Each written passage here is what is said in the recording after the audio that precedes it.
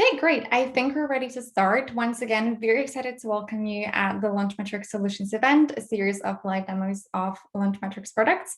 And today we'll be talking about the effective management of samples and exploring our samples tool.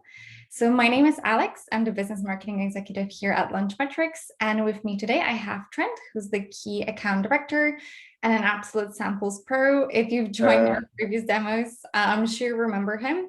So in the next 30 minutes, he'll walk you through the platform and its use cases, especially when it comes to internal tracking. So hi, Trent. So good to have you here.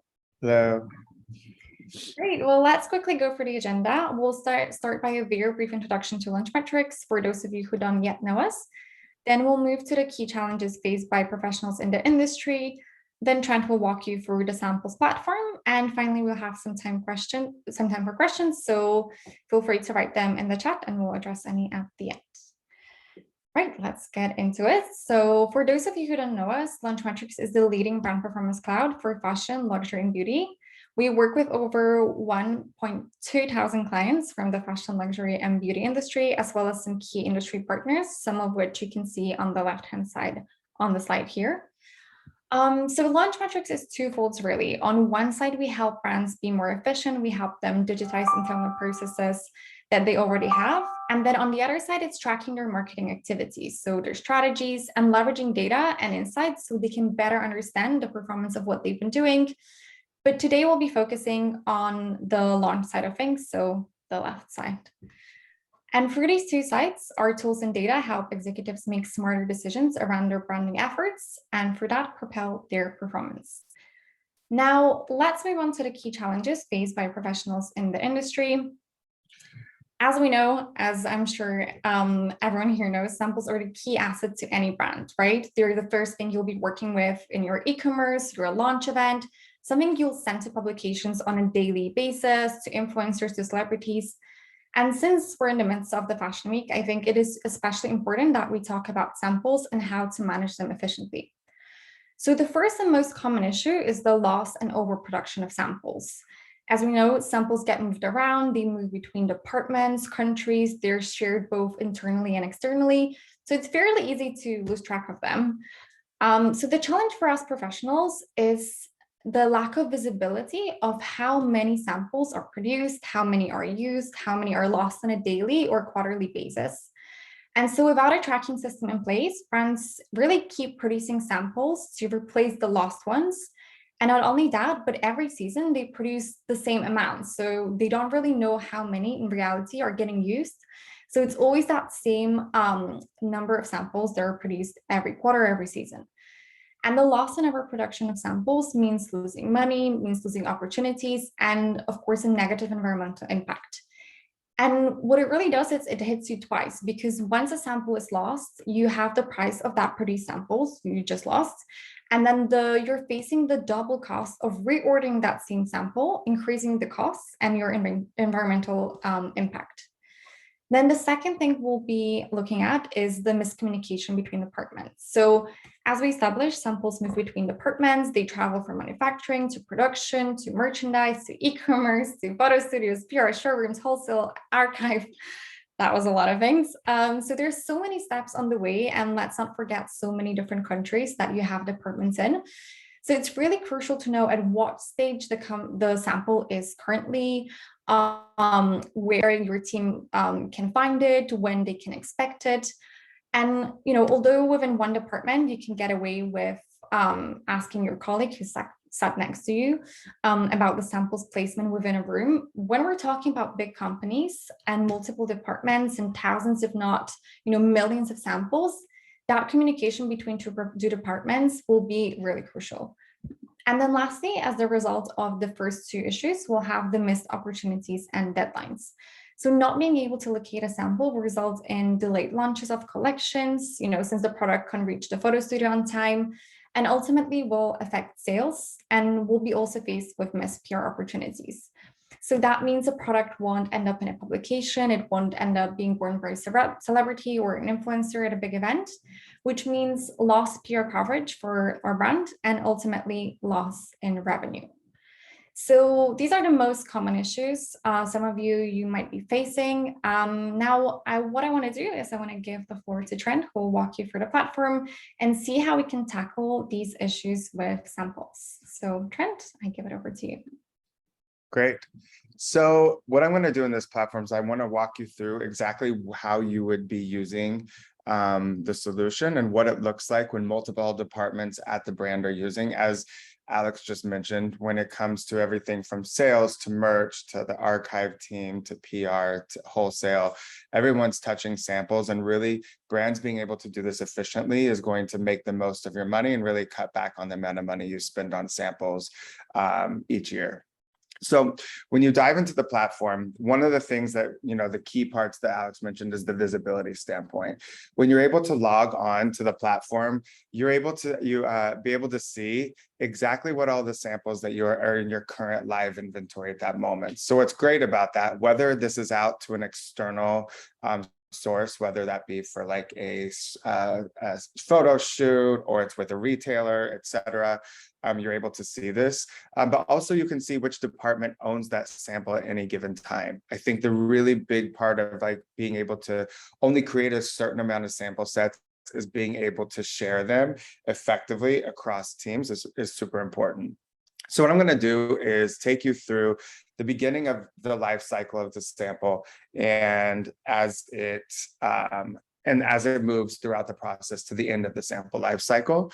So where I'm going to start here is basically when the samples are being produced. So to give you a little background, we basically have at the beginning of a sample, the design team is deciding which iterations they're going to produce. And when they do that, and typically a team is using like a PLM system to track these different iterations. One thing that's important to note, you can also use our system to track those iterations. It really just depends on the different needs. As we can track a TOP sample, we can track the different iterations as they move through the approval process, deciding on what's going to make the collection. With that though, once the team and the merch and design teams have decided what makes the collection, and they go and they actually order those samples to be produced at their different vendors or factories that are typically global, then that's where this information will pull into our system. Ideally, the information would pull in through what we call an API or a FTP, meaning it's an automated process. Once those samples are produced, they move into basically what we call this holding area.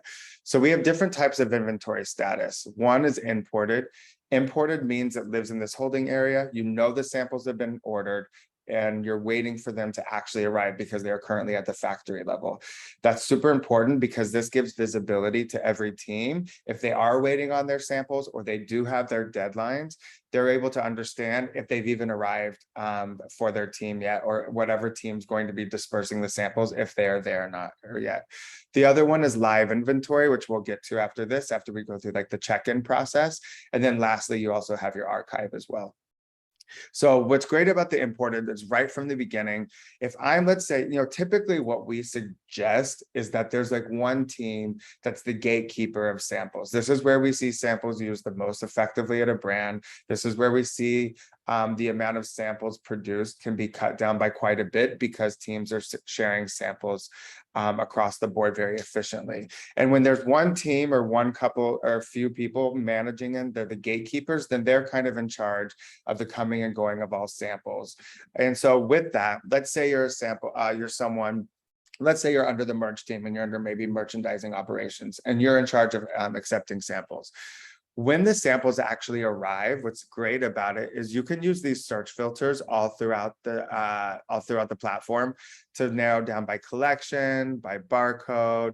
But what's great is you can narrow it down by the manufacturer. Typically, this information is already housed in one of your current systems, like a PLM. So this information will be pulled in automatically. So let's say I'm in merchandising and I'm on this team and I get my first few boxes of samples in, and maybe I'm getting these daily, maybe I'm getting them once a week, every 3 months, depending on the type of brand that you are. So I can go in, I can search by that manufacturer because I know where it's come from, and I can see all of these samples that arrived. So there's a couple different ways that we can check in samples. One is if your samples already come with barcodes, we're able to use any barcode that you are already producing, and you literally can come in and scan the sample and move it into your live inventory. If you don't have barcodes on your samples, which this can be the case, our system actually can create the barcode for you and give it a unique ID, even if when it comes to duplicate samples. So what's easy from this standpoint, let's say I'm pulling out my box, I see that all of these current samples are here. Again, if you need to pull in any other type of fields into this, you're able to do that through these layout preferences. I can pull in the product names, the color names, any custom fields that you may have in your PLM. Because we work with jewelry, we work with home goods, we work with luxury fashion, we work with eyewear. Clearly, everyone's going to need different types of fields, and we're able to work with all of those. So as you're pulling in these samples, I could come in here. Let's say I see that all of these samples are available. I'll go through and check. I see that they're all here. I'm pulling them out of the boxes. I'm putting them on hangers. I'm getting them ready to be dispersed throughout the company. It will build up this queue, as you see, from what I've selected. And from here, I can just go and verify the import. Once I verify that import, what will happen is a couple different things. One, it will take in one mass action all of those samples and move it into your current live inventory. Again, that lets someone know if the sample has arrived on campus or not, or if they're on site at HQ or wherever the sample's going. The other thing that happens at this point, if you don't have a barcode already on this on the samples, this is when the barcodes are actually printed. Our software connects to printers where you can print them and tag everything as they go, and then you can send them on their way throughout the company. So this part's also really important because, again, from a visibility standpoint, I know I keep harping on this, but this is really, really key in saving time. If I come in and I look here and I'm on the ecom team and I want to see what's arrived, obviously their deadlines are very important on getting their samples up on the website for the consumer. I can come in here and I can search for different samples or seasons, and anything left in this area means it hasn't come. But also if I'm the merch team, if it doesn't arrive, it's very, very common that not everything you ordered comes exactly as you ordered it on time. So what I can do here is I can come in, I can create a template, or I can PDF this, I can even email this directly to the vendor and say, hey, we were told we were getting 3,000 samples, these 60 are still missing. Can you please confirm when they will arrive, etc. So again, it helps with the communication part that Alex was speaking to at the beginning, even between your factories and between the teams that are accepting samples in. So that's for the check-in process. And now let's move into when you're actually in your live inventory. So once everything's been checked in, now you're in your live inventory. So there's a few different things that happen here. One is a lot of times we'll have, let's say we'll go back to the example of merchandising operations. What they can do is they can go in, they can, what we call is like a send out. And let's say they're in charge of dispersing samples across all the different teams. They know who needs what, who ordered what, it's up to them. And again, that will come into the system from their whatever PLM or whatever system they use to order the samples. So what I would do here is their username will automatically associate with the department that they're associated with. So these first few will automatically default here. So I can go in, I can select a currency, I can select, and one thing that's super important about this are the different send out types. So at this point, let's go back to the same example. If I am on the merch team and I'm sending these samples out, I can go ahead and just transfer 100 samples to the PR team. They're going to use them the rest of the time. They're going to be sending their samples out externally through this system. PR team will only have access to their samples if that's what's allowed, but I transfer it to them. The ownership belongs to them and they'll take it from here on out. Now, if it's a loan in this case, maybe I'm sending it to the ecom team, but once the ecom team is done with all of their shoots, what they can do then is they'll send it back to me because I'm expecting it back. And then I will be, as merchandising operations, holding on to those samples so that then when people want to use samples from other teams throughout, those photo studio samples can be used for other purposes and repurposed throughout the rest of the sample lifecycle. What's also great is things can be put on reservation. Let's say, again, I'm the gatekeeper for the samples, and I know that the PR team has a big the runway show coming up in a couple months. I'm going to put a bunch of these samples on reservation for the couple weeks leading up to it, also during the show and maybe after that. And that way, if someone comes and tries to take the sample, or I'm trying to check the sample out to somebody else, it will flag it internally. It will not allow the sample to go out, which is great because it keeps the checks and balances internally. You can mark things that as they go on sample sale. I think that's super important to see where every sample ended up at the end of its life cycle. If things ever need to be, if they come in and turn like incorrect, they're made incorrectly from the vendor. This happens commonly. You can then send the sample back to the vendor, and then you have a report that you can see everything that got sent back that had to be repurposed or reproduced again because it wasn't made correct the first time. Samples, as I mentioned earlier, can go into an archive. You can take them out of your live inventory, but you always have their archive to go to. This is super important for most of our clients, as archives can be used for samples that were created from prior collections, but they also can be used for inspirational archives that design goes and buys and shops throughout the course of the year. This is where they can add those into their design archives. Anything that gets damaged or lost along the way, you can mark these as write-offs. I'll show you at the end where you can pull a quick report to be able to see all of these write-offs, see everything, and this could be really helpful from like a tax purposes for the finance team for an audit. And then lastly, any giftings for editors, stylists, influencers, etc. You can mark those as gifted as well and see everything that got gifted over the course of the season, the year, the collection, etc. So that part is really important, I think, when we're looking at these. I'm not going to spend too much more time on this. Basically, I'm going to go in because I'm going to show you this exact thing, but I want to show you how requests can be filtered internally. But if you're sending things out in real time, this is where you would do it, no matter where you're sending them out. So again, this can be used for external send outs. Once I'm the PR team, maybe it's a wholesale team and they're sending a bunch of samples to their retailers that need the samples for the season. This is where you would do that. The great part about this is all of this can be done on an iOS device, whether that be an iPhone or an iPad. You're able to do it from there. It scans the samples directly from the camera, makes this really easy to do and check samples in and out that way. So I want to make sure I have time to get to the requests. So requesting is really important. Again, it's something that we really push. One of the things of us being experts in bringing the sample tracking on to multiple types of brands globally for the last 15 years is that we're able to give them like our expertise as far as like workflow goes and as far as how much they can save money, not just with our software, but just from a process standpoint. And again, going back to the fact having a couple of people or a whole team that's the gatekeeper of the samples for all brands internally is really important. So what we have built into the software is something that's really important called our requesting functionality. So requests are really great because it provides a workflow. So what I can do here is if I am, let's say I'm on any team outside of merchandising operations, or let's say it's a sample library team, that's the ones in charge, we'll stick with that. And I'm on the merch team and I need the samples for a line review, or I'm, PR, wholesale, etc. I can come in and create requests that will filter directly to the sample library or the sample coordinators in charge of all the samples.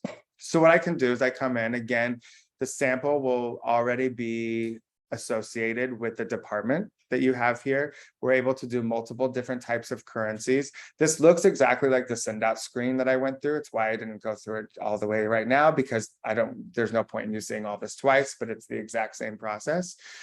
So what I do here, it's assigned to me because I'm the person doing the request.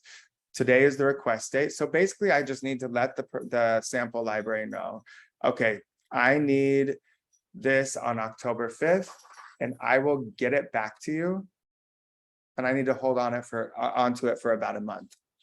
I can say to give the information about who this is going to. So I can start typing in the contact. This will pull from a contacts database that you're able to pull in once you're onboarded into the system. Typically, this will be people that are externally that you're sending samples to, but it also is all your internal employees that are also managing samples as well. So it can pull them up right away. And then you can choose like how you're going to pick it up. Like maybe you're just going to go to the sample library and pick it up directly yourself. Maybe you're depending on the sample library to send it out on their own and they're going to send it through FedEx. This just lets them know how they need to send the samples out. If you have any notes outside of that, like if you're the wholesale team and you said, hey, the Neiman Marcus team really needs this right away. If it's PR, you want to give a little bit more information from a reporting standpoint, you can do so. So really, to simplify this as much as possible, we can set a default standard for the method of dispatch. If there's something you typically use, like if you're constantly going to go pick it up and you're going to send it out yourself, that's fine. All of these will default. And then from here, I just need to say when I need it shipped and then when it is that I'm expecting it to return back to the sample library or the team managing the samples. So that's the details of this. And then from here, I just go into the requested items. So if I'm actually physically with the samples, which typically I think in a request you're not, you could scan the samples from the barcode just like you have when you're sending an external send out from your phone. But you can go in here and again, from a visibility standpoint, I can browse the sample inventory. So I can actually look by style, by collection, designer. Also, if there's other fields that are specific to your company that you need to pull in as well, you can pull those in. But I can also just check by availability status. And what's great about this is when I do a search, I can scan these in and kind of build up my shopping cart of what all I need. And as you see here, it'll actually let me know already the availability status. Now, that's something that's important to note is, let's say I see that it's available, but remember, I'm sending this through to the sample coordinators or the library. It's up to them. They may get a sample request for the same sample in at the same time. So that's up to their discretion to understand. If they don't have something available or they need to have the request for two at one time, then they can then make the decision of finding where that other sample is so they don't miss out on those opportunities that Alex was talking about earlier. So from here, I can go ahead, as I know this, and create this request. What's great about that is this will send from a workflow standpoint a notification to the sample library that they have a new request in. Mostly the sample library will be living in this site, which is what we call a request manager. They can look at all approved requests, declined requests, and mostly the pending. So what's great about this is if I go in, I get that notification to my email that I have a new request. I can come into the system. I can see that this request is pending. So if I am the coordinator, I can come in, I can edit the request if I need to edit it. So let's say I need to take a sample out, etc. I can do so. You can see all the requested items here. So for instance, let's say like 2 of these were available, but this is the one that I can't approve. I can go through and decline that sample and it will make me give a reason. You know, I could say for a photo shoot and decline. The most important part about this is there's a report that you can run down the road and it's going to be able to see all of your fulfilled requests that came through internally. And again, these will be used for external requests usually as well, not just internal. And you can see everything that also you had to decline. That way you can use this kind of information from a data perspective to make sure if you have a lot of popular styles or popular collections and you had to continue declining those requests, you know, in the future, maybe you need to make more of those styles, maybe you need to order more in advance. You should be looking at these on an ongoing basis so that you're not missing out on these opportunities. But what I also can do is I can take the whole order. I can just view the request, see what it was, but I can also go ahead and convert it to a reservation. Like I said a minute ago, if it's not going to go out till October 20th, I can convert that request. What's also great is I can set a notification to go back to that person that requested it, that it got approved, which is great. They know it's approved. It's going to be part of a reservation. It'll also alert them if you have it set that before the ship date, since obviously the ship date's still about a month from now, if you want to remind you 3 days before that it's about to go out, or you need to go pick it up from the library, you can have an automated reminder sent. I can also add other people to this. Let's say there's other people internally, employees, that need to also know that you've approved this request. You can do so from here. So again, bringing that workflow into this request process is super important and really streamlines all that communication. Also, if it's in real time, maybe they need it right now, you're just going to send it to them. They can go ahead and convert it to a delivery, or they can decline the entire request. And as always, you have to give a reason for that, because this is where it will show up in that reporting. So again, this part is, I think, really key. A lot of our brands, what they'll do, and it's always, it depends. It depends if the sample library, whoever's in charge of it, is managing all samples for everyone, and everything comes and goes through them. This part, mainly everyone that's using the software outside of them, they're mainly just using the requests, and they just get their notifications when when everything's been approved, when it's been declined, or when they need to go pick everything up.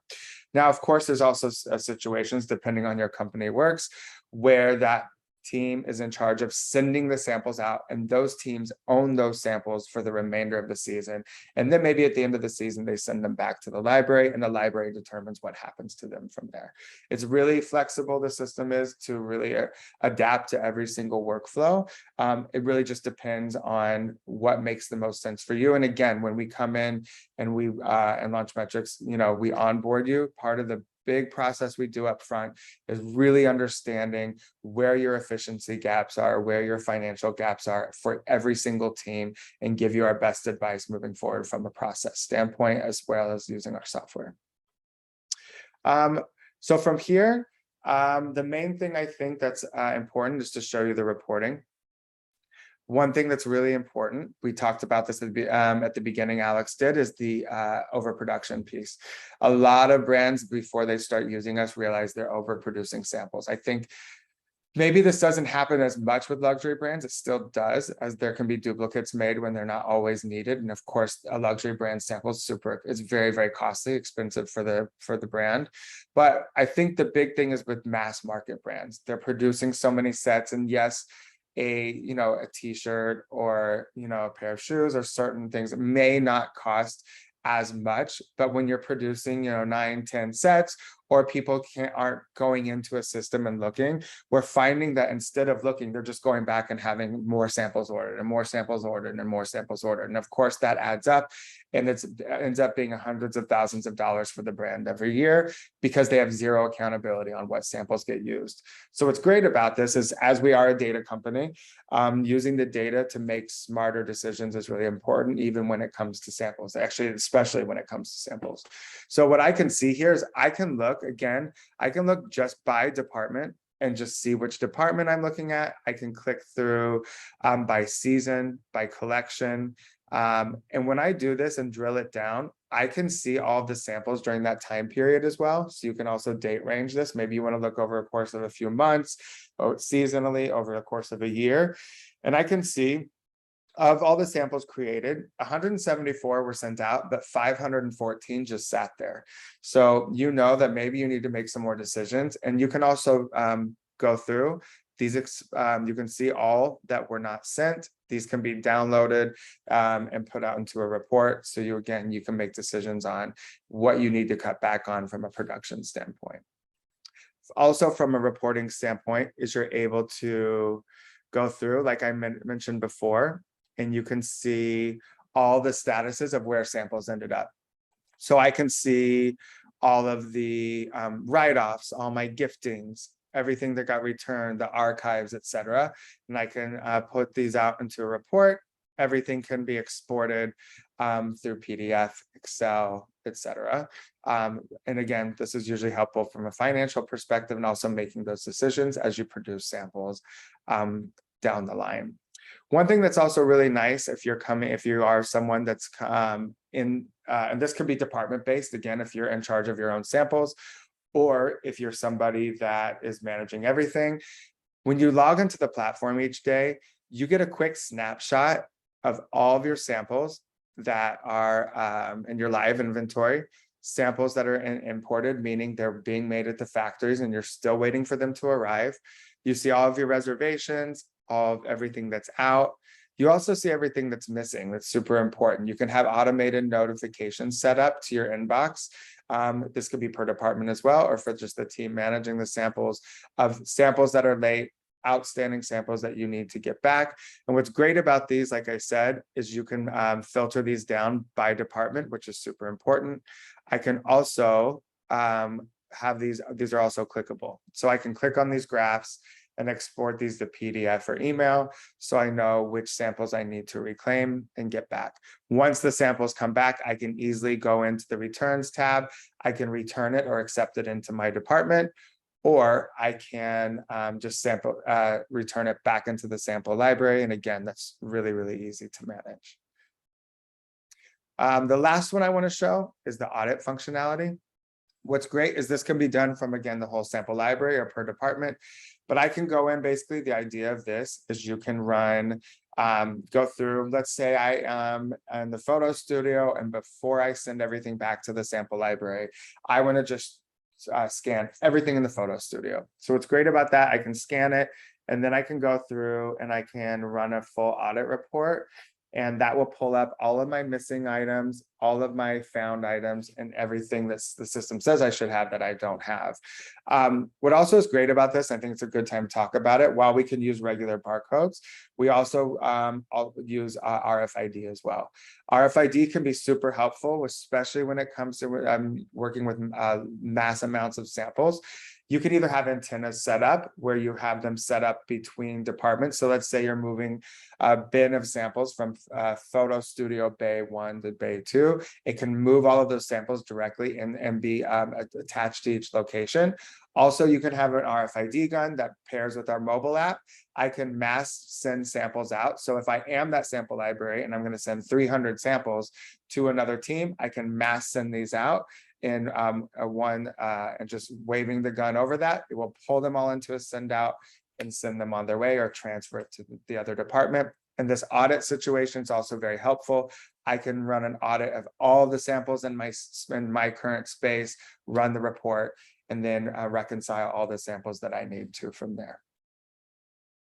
All right, so I want to make sure we have time for questions. I know we went through some of this. There's a lot maybe to take in, but if we have any questions, I'm happy to answer.